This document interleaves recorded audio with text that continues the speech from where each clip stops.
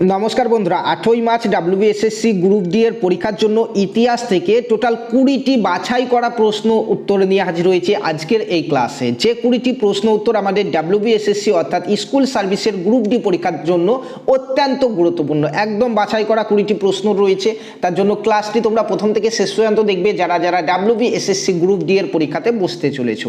এবং পাশাপাশি বন্ধুরা যারা চ্যানেলে প্রথমবার এসছো চ্যানেলটিকে সাবস্ক্রাইব করে পাশে থাকা বেল আইকনটি প্রেস করে নেবে। যারা ফেসবুক পেজ থেকে দেখছো পেজটিকে ফলো করে নিতেও ভুলবে না।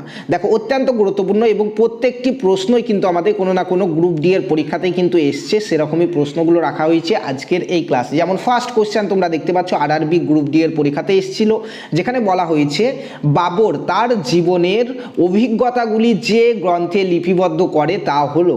বাবর তার জীবনের অভিজ্ঞতাগুলি যে গ্রন্থে লিপিবদ্ধ করেন তা হলো।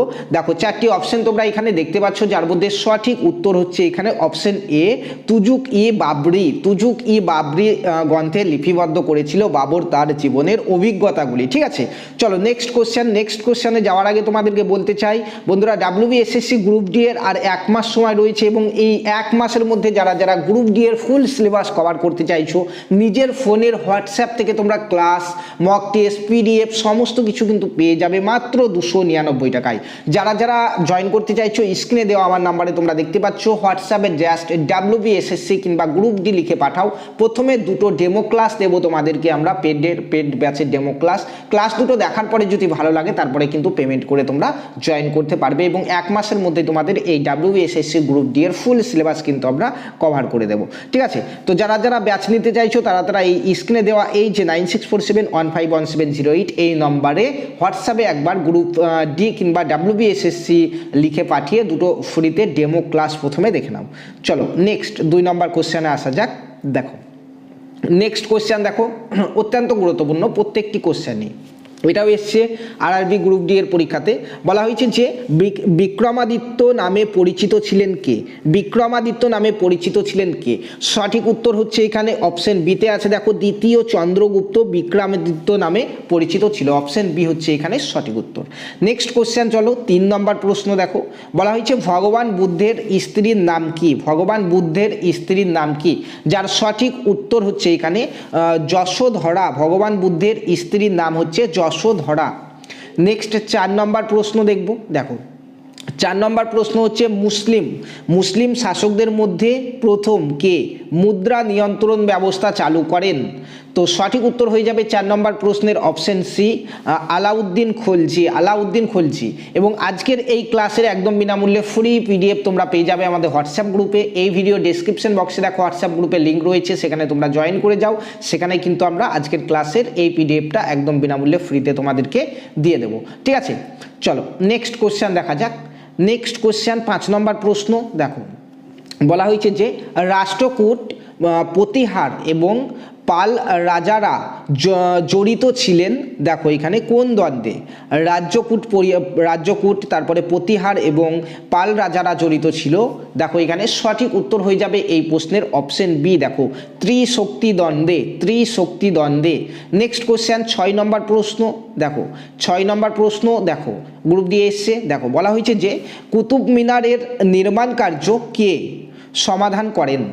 কুতুব মিনারের নির্মাণ কার্য কে সমাধান করেন? যার সঠিক উত্তর হচ্ছে অপশন সি, দেখো Iltutmish. Option C is the right answer এখানে। চলো নেক্সট 7 নম্বর প্রশ্ন দেখো, বলা হয়েছে যে মুমতাজ মহল কোন বিখ্যাত মুঘল সম্রাটের স্ত্রীর নাম ছিলেন?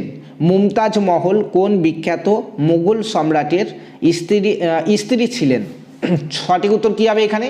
সঠিক উত্তর হচ্ছে এখানে option C, Shah Jahan. Option C হচ্ছে এখানে সঠিক উত্তর। নেক্সট 8 নম্বর প্রশ্ন দেখো, বলা হয়েছে ভারতীয় জাতীয় কংগ্রেসের প্রথম সভাপতি কে ছিলেন? অত্যন্ত গুরুত্বপূর্ণ একটা প্রশ্ন এটা, যে ভারতীয় জাতীয় কংগ্রেসের প্রথম সভাপতি কে ছিলেন। বিভিন্ন পরীক্ষাতে কিন্তু এই প্রশ্নটি কমন আসে। ঠিক আছে, সঠিক উত্তর হচ্ছে এই প্রশ্নটির দেখো Umesh Chandra Banerjee is the right answer এখানে অপশন বি। নেক্সট 9 নম্বর প্রশ্ন দেখো, বলা হয়েছে সুভাষচন্দ্র বসু কোথায় স্বাধীন ভারত সরকার গঠন করেন? অত্যন্ত গুরুত্বপূর্ণ এটাও কিন্তু, এই প্রশ্নটাও অত্যন্ত গুরুত্বপূর্ণ, সুভাষচন্দ্র বসু কোথায় স্বাধীন ভারত সরকার গঠন করে? যার সঠিক উত্তর হচ্ছে option A Singapore. Option A Singapore সঠিক উত্তর এখানে। নেক্সট কোশ্চেন 10 নম্বর প্রশ্ন দেখো, বলা হয়েছে ভারতে কোন গভর্নর জেনারেল শতবিলোপ নীতি প্রণয়ন করেন? যার সঠিক উত্তর হবে লর্ড ডালহৌসি। অপশন এ হচ্ছে এখানে সঠিক উত্তর। নেক্সট 11 নম্বর প্রশ্নতে যাব, বলা হয়েছে ভগবান মহাবীর কোথায় জন্মগ্রহণ করেন? ভগবান মহাবীর কোথায় জন্মগ্রহণ করেন?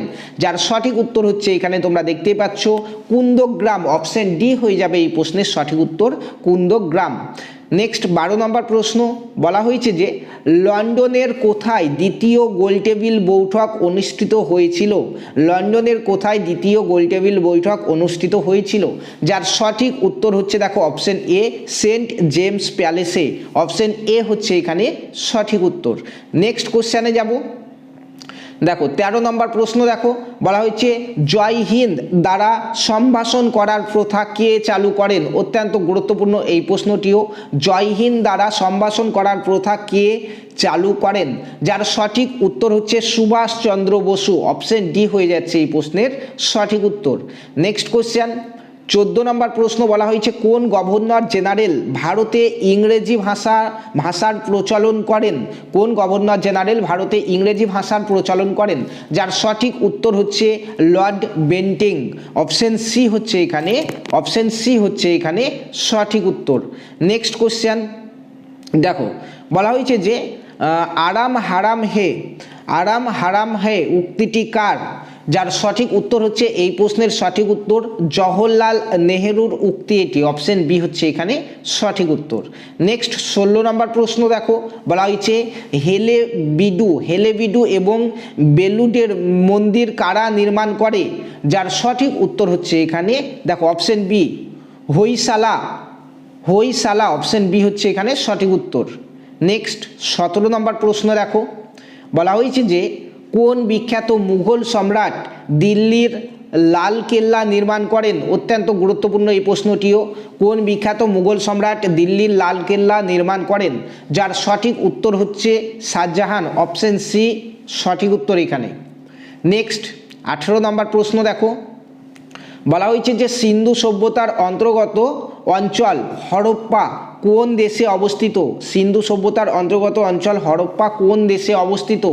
যার সঠিক উত্তর হচ্ছে এখানে অপশন সি, এখন পাকিস্তানের অন্তর্গত। অপশন সি হচ্ছে সঠিক উত্তর। নেক্সট 19 নম্বর প্রশ্ন দেখো, বলা হয়েছে যে যৌন ধর্মমত অনুসারে তীর্থাঙ্কদের সংখ্যা কত? এটাও কিন্তু অত্যন্ত গুরুত্বপূর্ণ একটা কোশ্চেন। যৌন ধর্মমত অনুসারে তীর্থাঙ্কদের সংখ্যা কত? যার সঠিক উত্তর হচ্ছে 24 জন। 24 জন হচ্ছে সঠিক উত্তর। আজকের ক্লাসের লাস্ট কোশ্চেন দেখো, বলা হয়েছে মহাত্মা গান্ধী কবে জন্মগ্রহণ করেন?